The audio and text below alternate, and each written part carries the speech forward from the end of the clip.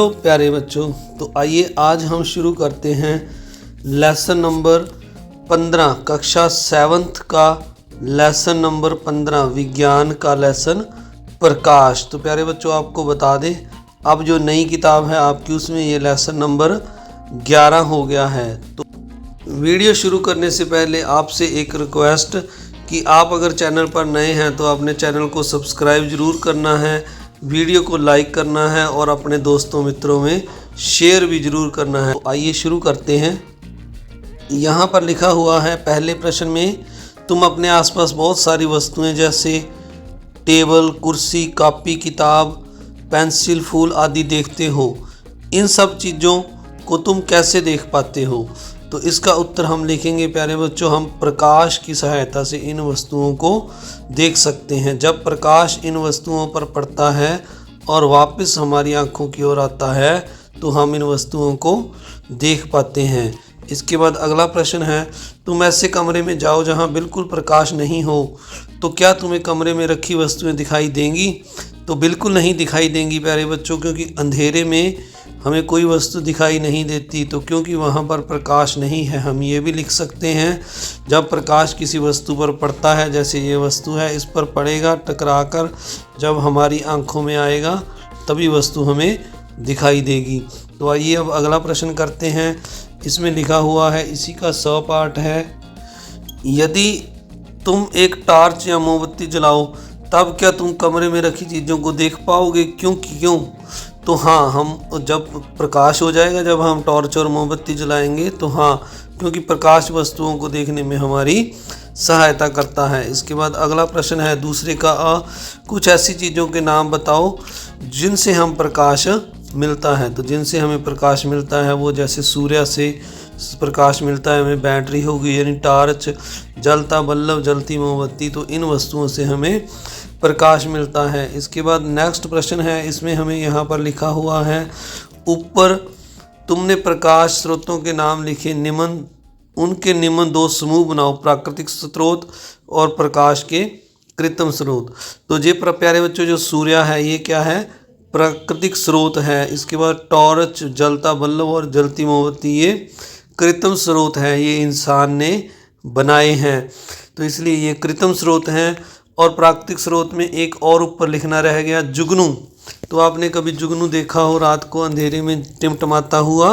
तो जुगनू भी क्या है? प्रकाश का एक प्राकृतिक स्रोत है, ये अपने आप जगता है। इसके बाद हम यहाँ पर तारे भी लिख सकते हैं जिनका अपना प्रकाश होता है।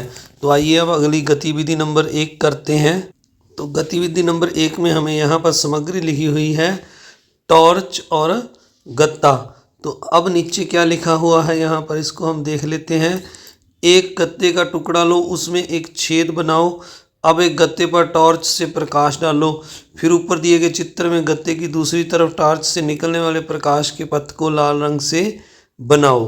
तो यहाँ पर हमें ये कहा गया है प्यारे बच्चों, हमने एक गत्ता लेना है और उसमें एक छेद कर देना है। जैसे ये गत्ते का टुकड़ा हो तो उसमें एक आपने छोटा सा छेद कर देना है, फिर इस छेद के ऊपर आपने टॉर्च रखनी है। जैसे यहाँ पर ये टॉर्च रखी है और ये ब्लैक छोटा सा आपको छेद भी दिखाई दे रहा है।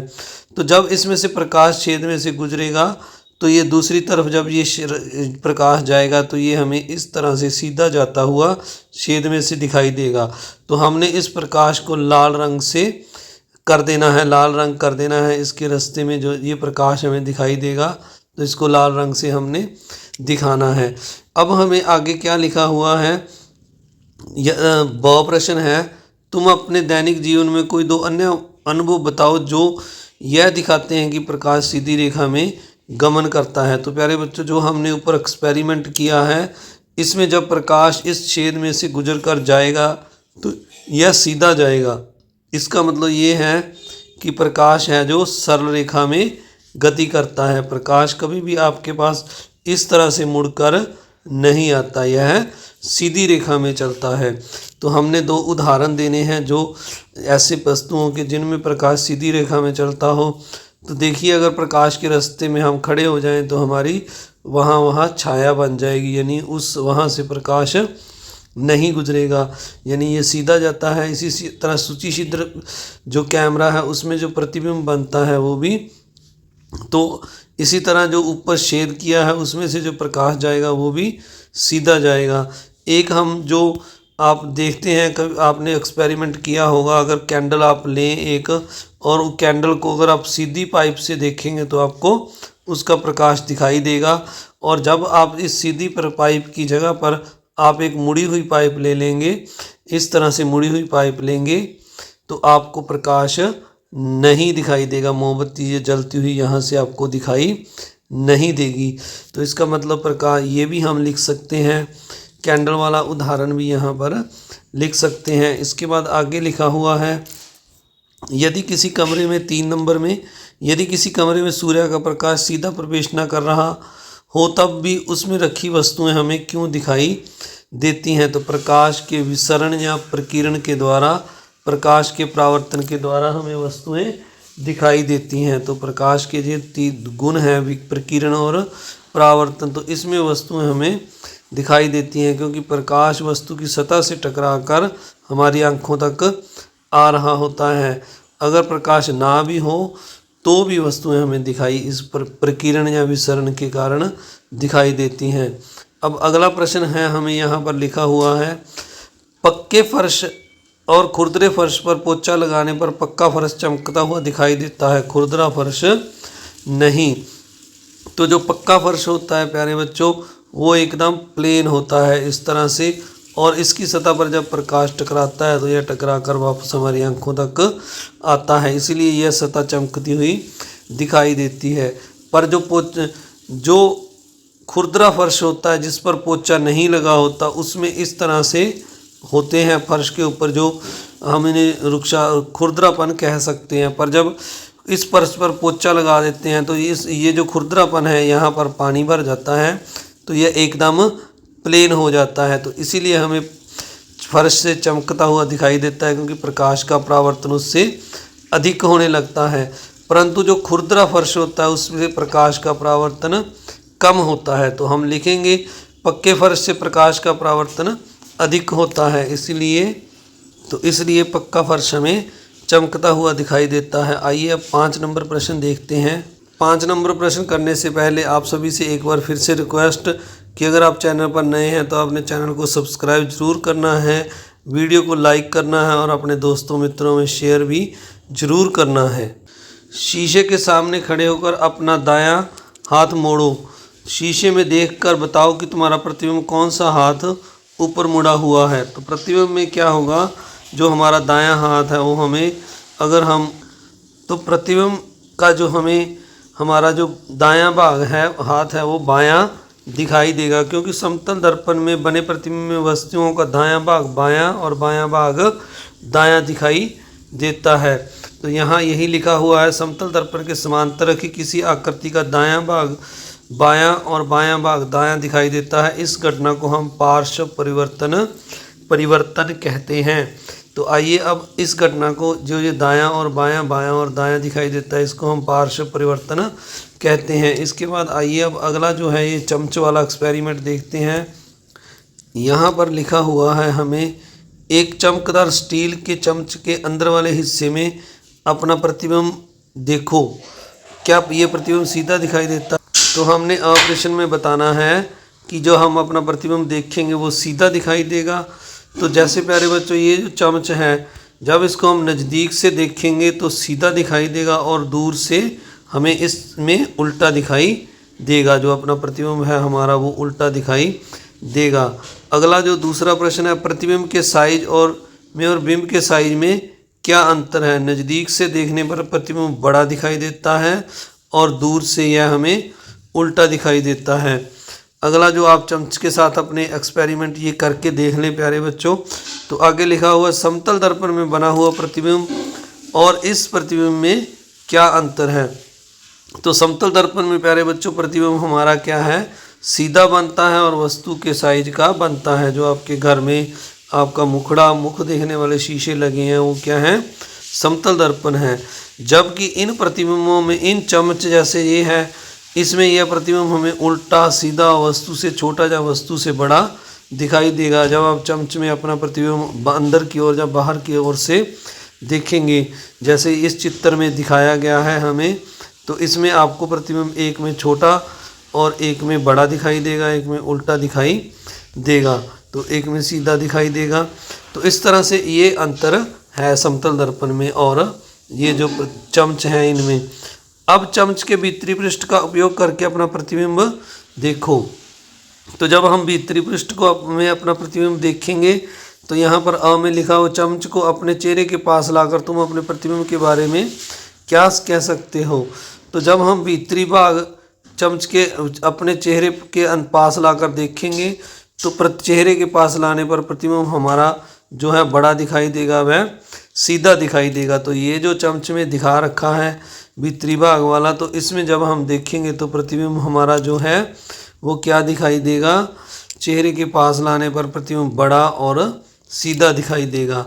इसके बाद नेक्स्ट क्वेश्चन है 8 नंबर प्रश्न में हमें दिया हुआ है, यहाँ पर लिखा हुआ है, यदि तुम अपने चेहरे से चम्च की दूरी बढ़ाते हो तो क्या प्रतिबिंब में कोई फ़र्क दिखाई देता है, यदि हाँ तो क्या फ़र्क दिखाई देता है। जैसे हम चेहरे से चम्च की दूरी बढ़ाएंगे तो प्रतिबिंब उल्टा दिखाई देगा। जैसे हम चम्च को दूर लेके जाएंगे चेहरे से तो ये प्रतिबिंब में उल्टा दिखाई देगा।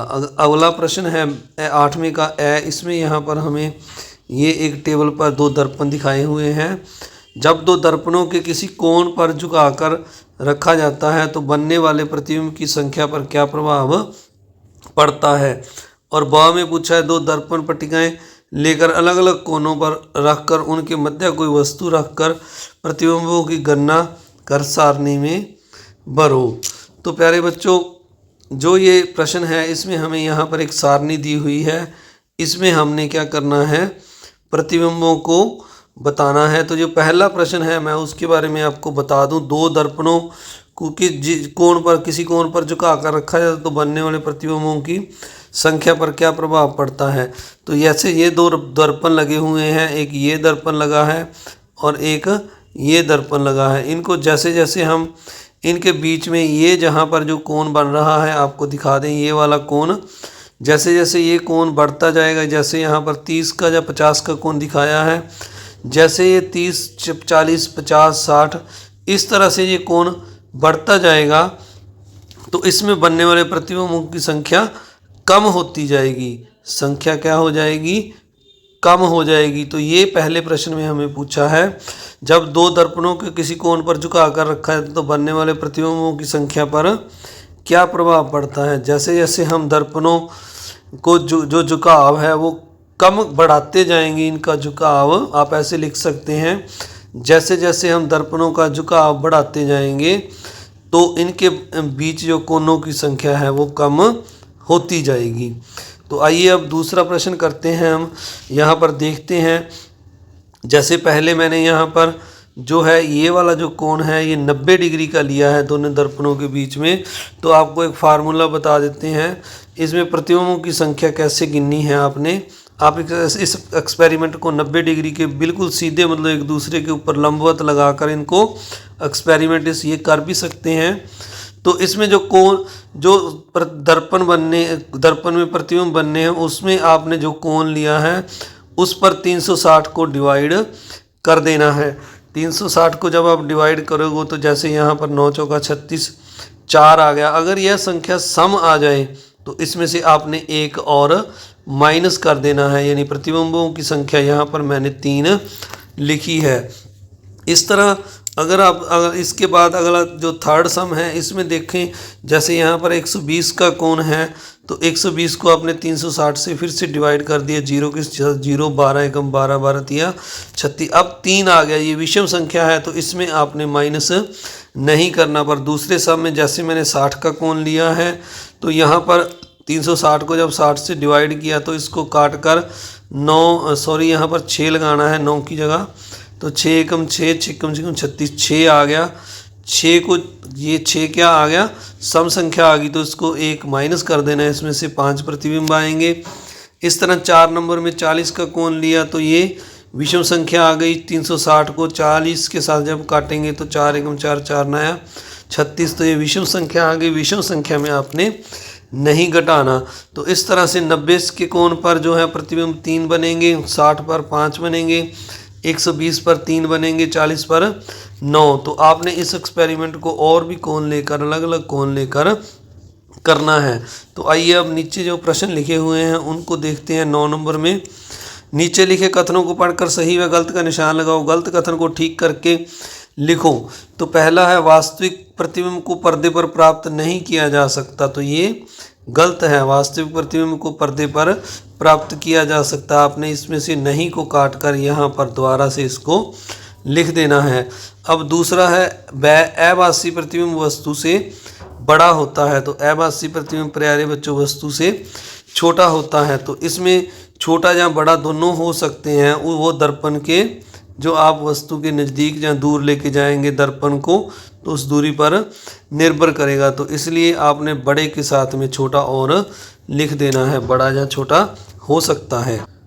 अब इसका सह पाठ है, यहाँ पर लिखा जब परावर्तित किरणें दर्पण के सामने वास्तव में मिलती हैं तो आभासी प्रतिबिंब बनता है। तो आभासी नहीं बनता, ये वास्तविक प्रतिबिंब बनता है। ये गलत है, वास्तविक लिखना है आपने। वास्तविक प्रतिबिंब दर्पण पर पीछे बनता है। तो प्यारे बच्चों यह पर्दे पर बनता है, इसलिए यह भी गलत है। इसके बाद अगला प्रश्न है अवतल दर्पण का उपयोग कहाँ कहाँ किया जा सकता है। तो जो अवतल दर्पण है प्यारे बच्चों वो कारों, बस, स्कूटर के जो अगर दीपों में लगे होते हैं। दांत के जो डॉक्टर हैं दांतों को देखने के लिए भी अवतल दर्पण का प्रयोग करते हैं, इसका साइज बड़ा करके देखने के लिए। अगला प्रश्न है क्या स्वचालित वाहनों के पीछे के दृश्य को देखने के लिए इन दर्पणों का प्रयोग किया जा सकता है। तो नहीं किया जा सकता, क्योंकि इनमें वस्तु दूर होती है तो प्रतिबिंब उल्टा बनता है और नज़दीक होती है तो बहुत बड़ा होता है। तो हम इसमें अवतल दर्पण का उपयोग नहीं कर सकते, क्योंकि इसमें वस्तुएं जब दूर होंगी तो प्रतिबिंब हमें उल्टा दिखाई देगा और हम कन्फ्यूज़न क्रिएट हो सकती है, और नज़दीक होने पर प्रतिबिंब बड़ा दिखाई देता है। आप सभी से एक रिक्वेस्ट कि आप अगर चैनल पर नए हैं तो अपने चैनल को सब्सक्राइब जरूर करना है, वीडियो को लाइक करना है और अपने दोस्तों मित्रों में शेयर भी जरूर करना है। अब 11वां प्रश्न है एक उत्तल व अवतल लेंस की पहचान निम्न परिस्थितियों में किस प्रकार करोगे, केवल छूकर। तो छूकर हम उत्तल लेंस को कैसे देख सकते हैं, बीच में से प्यारे बच्चों यह मोटा होता है और किनारों से यह पतला होता है। इसी तरह अवतल लेंस इसके उल्ट होता है, यह बीच से पतला होता है और किनारों से मोटा होता है। अगला प्रश्न है उत्तल लेंस में किताब के अक्षर देखकर। तो हम उत्तल लेंस में जब किताब के अक्षर देखेंगे इन लेंसों में, तो उत्तल लेंस में अक्षर हमें बड़े दिखाई देंगे और अवतल लेंस में अक्षर हमें छोटे दिखाई देंगे। इसके बाद अगला प्रश्न है इसी का 100 लेंस द्वारा दीवार पर खिड़की से आने वाली धूप को फोकस करके। तो जो धूप आ रही होगी खिड़की में से, अगर उसके सामने हम उत्तल लेंस को रखेंगे तो ये एक चमकदार बिंदु बनाएगा आपके जो दूसरी साइड है, जिस साइड आपने दर्पण रखा, लेंस रखा है उसके दूसरी ओर। तो इस तरह ये गोल एक सर्कल बना देगा छोटा सा। अवतल लेंस में यह बिंदु नहीं बनाता, यह प्रकाश की किरणों को बिखेर देगा, इससे जो है वो नहीं बनेगा, बिंदु नहीं बनेगा। पर उत्तल लेंस प्रकाश की किरणों को एक जगह पर एकत्रित कर देता है। तो इस तरह से अब अगला प्रश्न है 12 नंबर प्रश्न अपने घर में पाए जाने वाले कुछ ऐसे उपकरणों की सूची बनाओ जिसमें उत्तल लेंस और अवतल लेंस का प्रयोग होता हो। तो उत्तल लेंस जो है प्यारे बच्चों घर में जो चश्मे होते हैं, कैमरे, आवर्धक लेंस को या आपके घर में कोई वस्तुओं को बड़ा करके देखने के लिए लेंस हो और सूक्ष्मदर्शी में इनका प्रयोग होता है। इसी तरह अवतल लेंस का प्रयोग जो है चश्मे में, कैमरे में, लेज़र लाइट में और टॉर्च में इस लेंस का प्रयोग किया जाता है, क्योंकि अवतल लेंस प्रकाश की किरणों को बिखेरने का काम करता है। इसके बाद अगला प्रश्न है वास्तविक, और यहाँ पर लिखा हुआ है वास्तविक प्रतिबिंब और आभासी प्रतिबिंब में अंतर। तो वास्तविक का मतलब वास्तविक प्रतिबिंब जो होता है प्यारे बच्चों हमेशा उल्टा बनता है, यह हमेशा जो आभासी प्रतिबिंब है यह सीधा बनता है। वास्तविक प्रतिबिंब को पर्दे पर प्राप्त किया जा सकता है, यह पर्दे पर बनता है, और जो आभासी प्रतिबिंब है इसे पर्दे पर प्राप्त नहीं किया जा सकता। आइए अब अगली जो गतिविधि 2 है इसको देख लेते हैं। इसमें हमें यहाँ पर लिखा हुआ है बल्ब का लेंस बनाओ। यह गतिविधि शिक्षक या किसी बड़े की निगरानी में करो। चित्र में दिखाए अनुसार बिजली का एक पारदर्शी बल्ब लो जो फ्यूज हो चुका हो। बल्ब को नीचे ज़मीन पर रखो और इसकी काली चपड़ी को एक पत्थर से धीरे धीरे ठोककर बाहर निकाल दो। चाहो तो बल्ब के नीचे कोई कापी या कपड़ा रख लो ताकि बल्ब फूटे नहीं। बल्ब के अंदर कांच की एक नली दिखाई देगी जिस पर तार लगे होते हैं। इस नली को लंबी कील या लकड़ी फंसाकर तोड़ डालो। बल्ब को हिलाकर टूटी नली के कांच इत्यादि को एक कागज पर झाड़कर कचरा पेटी में सावधानी से डाल दो। अब अगले पेज पर लिखा हुआ है अब केवल बल्ब का खोखला कांच और धातु की टोपी रह जाएगी। अब पानी से बल्ब को 1/3 भर लो।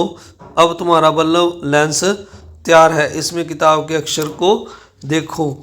अपने बल्ब लेंस से और भी छोटी छोटी चीज़ें देखो और जैसे शक्कर, नमक के दाने, तरह तरह के बीज। इसमें जो तुम्हें रोचक लगे उनके चित्र भी बनाओ। तो प्यारे बच्चों, हमने क्या करना है, एक बल्ब लेकर उसका जो पीछे वाला भाग है इसको फोड़कर इसका जो है इसमें जो ये वाला जो तार वगैरह होती है इसको बाहर निकाल देना है। फिर आपने इसमें 1/3 यानी इसके 3 हिस्सों के बराबर जो तीसरा हिस्सा इसमें पानी डाल लेना है आपने। फिर इस पानी में से आपने जो अलग अलग चीज़ें हैं, जो छोटी छोटी चीज़ें हैं जैसे शक्कर, नमक के दाने और भी जो छोटी किताब के अक्षर हैं आपके, उनको आपने देखना है। तो अब आपने उनकी जो आकृति आपको बड़ी दिखाई देगी वो आपने जो आपकी जो किताब का ये पेज है नीचे जो खाली जगह है यहाँ पर आपने इनके चित्र अलग अलग बनाने हैं। जैसे गेहूं के दाने, छोले, मटर या कोई भी और छोटी छोटी वस्तुएं, दाल के दाने लेकर उनके चित्र बनाने हैं।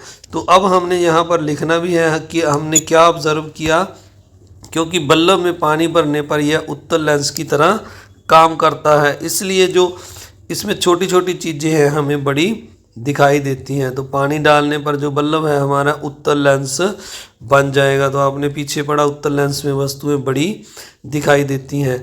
तो आप सभी का इस वीडियो को देखने के लिए बहुत बहुत धन्यवाद। अगर आप चैनल पर नए हैं तो चैनल को सब्सक्राइब ज़रूर कीजिए, वीडियो को लाइक कीजिए और अपने दोस्तों मित्रों में शेयर भी ज़रूर कीजिए। आप सभी का एक बार फिर से बहुत बहुत धन्यवाद। Thank you very much.